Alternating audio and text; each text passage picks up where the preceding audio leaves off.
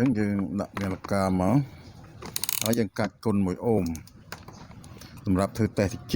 គឺយើងចង់ដឹងភ្លើងអំភ្លី75វ៉ុលហ្នឹងតើវាជាប់ដែរអត់ចឹងយើងវាស់មកនេះជើងកង់ដង់វាស់ជើងកង់ដង់ចឹងអត់ជាប់ទេហើយយើងវាស់ខាងនេះទៀតក៏អត់ជាប់ដែរចឹងវាឡើងហើយចុះវិញហ្នឹងគឺឡើងនឹង capacitor ចឹងបន្ទាប់មកយើងមើលផ្លូវភ្លើង12វ៉ុលនេះជើងកង់ដង់អានេះណាអត់ជាប់ហើយជើងខាងនេះទៀតក៏អត់ជាប់ដែរអូខេចឹងផ្លូវភ្លើងគឺអត់មានបញ្ហាអីទេ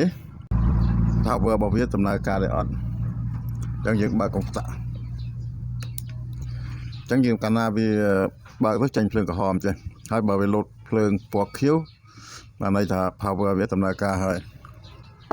ចឹងពេលវាដំណើរការយើងត្រូវធ្វើម៉េចយើងត្រូវវាស់មើលភ្លើង75វ៉ុលបូក75វ៉ុលដកចឹងបើយើងវាស់មើលខាងនេះដកបូកគេនេះ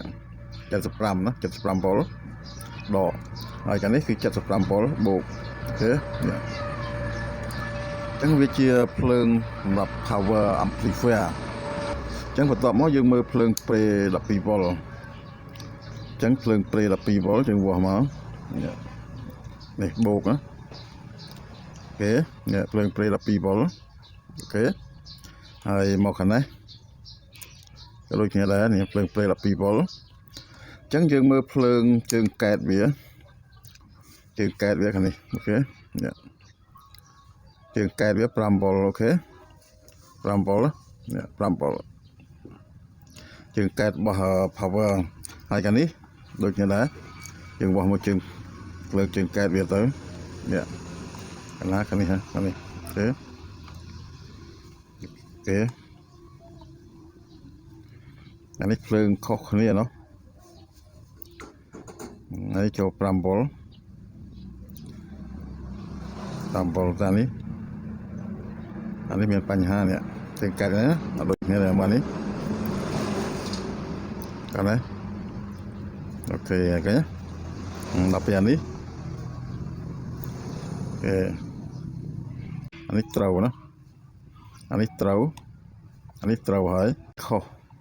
អានេះមួយចឹងអាចមានបញ្ហារីស្តង់ឥឡូវយើងបោះឲ្យមើលតិចមើល